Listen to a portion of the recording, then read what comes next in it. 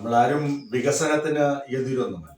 വികസനം നാട്ടിൽ വേണം. വളരെ വേഗം നമ്മുടെ നാട് വികസിക്കണമെന്ന് ആഗ്രഹിക്കുന്നവരും അതിനുവേണ്ടി അഭിപ്രായ പ്രകടനങ്ങൾ നടത്തുന്നവരുമാണ്. എന്നാൽ തിരുവനന്തപുരത്ത് വിഴിഞ്ഞം പോർട്ട് നമ്മുടെയൊക്കെ സ്വപ്നമാണ്, കേരളത്തിന്റെ അഭിമാന സ്തംഭമാണ്. അതിലൊന്നും ഒരു തർക്കവുമില്ല, ആർക്കും എതിർപ്പുമില്ല. എന്നാൽ തീരദേശ സംരക്ഷണ സമിതി, ജനാവകാശ സംരക്ഷണ സമിതി എന്നൊരു സംഘടന വിഴിഞ്ഞം തുറമുഖവുമായി ബന്ധപ്പെട്ട് നടക്കുന്ന ഇപ്പോഴത്തെ നിർമ്മാണ പ്രവർത്തനങ്ങൾക്ക് വലിയ ആശങ്ക രേഖപ്പെടുത്തിയിട്ടുണ്ട്. അതായത് ജനാവകാശ സംരക്ഷണ സമിതി എന്നാണ് ജനങ്ങളുടെ അവകാശം, ജീവിക്കാനുള്ള അവകാശം അത് സംരക്ഷിക്കുക. അവർ പറയുന്നത് വികസനം വേണം, എന്നാൽ ഇപ്പോൾ നടക്കുന്ന വികസന പ്രവർത്തനങ്ങൾ, അതായത് ഒന്നാം ഘട്ടം പൂർത്തിയായപ്പോൾ തന്നെ രാജ്യാന്തര തലത്തിൽ വിഴിഞ്ഞം ഒരുപാട് പ്രാധാന്യമുള്ള സ്ഥലമായി മാറിക്കഴിഞ്ഞു. 2, 3, 4 ഘട്ടങ്ങളുടെ നിർമ്മാണ പ്രവർത്തനങ്ങളാണ് ഇപ്പോൾ നടക്കുന്നത്. അതിൽ ഈ കരിങ്കുളം, അതുപോലെ തന്നെ തൊട്ടടുത്ത ഗ്രാമപഞ്ചായത്തുകൾ, ഈ ഭാഗത്തേക്ക് വികസനം വന്നു കഴിയുമ്പോൾ അവിടെ സ്വാഭാവികമായും സംഭവിക്കാൻ പോകുന്നത്, അവിടെ ഇപ്പോൾ നടക്കുന്ന കുഞ്ഞു കുഞ്ഞു റിസോർട്ടുകളുണ്ട്, ഒരുപാട് റിസോർട്ടുകളിൽ വന്നു പോകുന്ന വിദേശികൾ, അവർക്ക് തീരത്ത് അല്പസമയം കളിക്കാനും വിനോദങ്ങളിൽ ഏർപ്പെടാനും കുറച്ചു സമയം വിശ്രമിക്കാനും ഒക്കെയുള്ള സൗകര്യം ഈ തീരപ്രദേശത്ത് ഉണ്ട്. അപ്പൊ വിഴിഞ്ഞം തുറമുഖ വികസനത്തിന്റെ ഭാഗമായി തീരം മണ്ണിട്ട് നികത്തുന്ന പരിപാടിയാണ് ഇപ്പോൾ നടക്കുന്നത്. തീരം മണ്ണിട്ട് നികത്തി കഴിഞ്ഞാൽ കടപ്പുറം എന്ന് പറയുന്ന സംഭവം അവിടെ ഇല്ലാതാക്കും.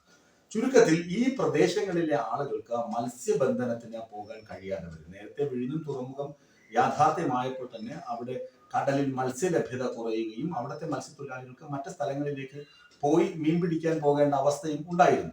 അപ്പൊ ഈ പ്രദേശങ്ങൾ കൂടി തുറമുഖത്തിന്റെ ഭാഗമായി വരുമ്പോൾ ഇവിടെയുള്ള റിസോർട്ടുകളൊക്കെ റിസോർട്ടുകൾ അടച്ചുപൂട്ടിക്കഴിഞ്ഞാൽ ഇവിടെ വിനോദസഞ്ചാരികളുടെ വരവ് കുറയും. അപ്പോൾ അവിടെ ഒരു സാധാരണക്കാരായ ആളുകൾ നടത്തിയത് മുമ്പൻ കോടീശ്വരന്മാരായ റിസോർട്ട് ഉടമകളൊന്നുമല്ല, സാധാരണക്കാരായ ആളുകൾ നടത്തുന്ന റിസോർട്ടുകൾ, അതൊക്കെ ആയുർവേദ സ്പാകളുണ്ട്. അതുപോലെ തന്നെ കേരളത്തിന്റെ തനതായ സാംസ്കാരിക വൈവിധ്യങ്ങളൊക്കെ വിളിച്ചോടുന്ന ഒരുപാട് സ്ഥാപനങ്ങളുണ്ട്. ഈ സ്ഥാപനങ്ങൾക്കൊക്കെ മരണമണി മുഴങ്ങുമെന്നാണ് ഈ ജനാവകാശ സംരക്ഷണ സമിതിയുടെ ആശങ്ക. അവരിതിന് മുഖ്യമന്ത്രിക്കും അതുപോലെ തന്നെ ഗവർണർക്കും ഒക്കെ നിവേദനം കൊടുക്കാനൊക്കെ തീരുമാനിച്ചിട്ടുണ്ട്. ഇത് എന്തുകൊണ്ടാണ് അവർ ഇതിനെ വിമർശിക്കുന്നത് എന്ന് പറഞ്ഞാൽ എതിർക്കുന്നതല്ല. അവർ പറയുന്നത് പരിസ്ഥിതി സംരക്ഷിക്കപ്പെടണം, അവിടുത്തെ ആവാസ വ്യവസ്ഥ സംരക്ഷിക്കപ്പെടണം, വികസനം വേണം.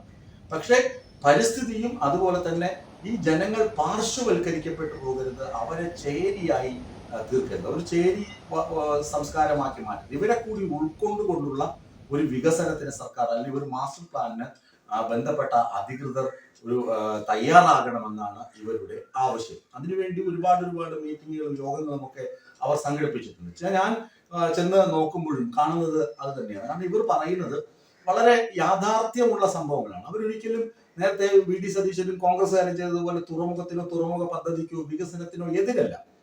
അവർ ഈ വികസനത്തിനൊന്നും എതിരല്ല.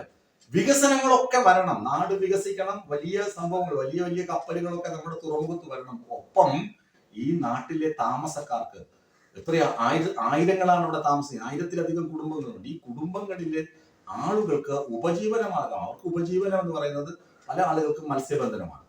പിന്നെ ടൂറിസം മേഖലയുമായി ബന്ധപ്പെട്ട് നിൽക്കുന്ന കൊച്ചു തൊഴിലുകളാണ്. പിന്നെ ഉള്ളത് റിസോർട്ടുകളാണ്. റിസോർട്ട് എന്ന് പറഞ്ഞാൽ കേൾക്കുമ്പോൾ റിസോർട്ട് എന്ന് പറയുമ്പോൾ നമ്മളിങ്ങനെ തെറ്റിദ്ധരിക്കരുത്, വളരെ കുഞ്ഞു റിസോർട്ടുകളാണ്.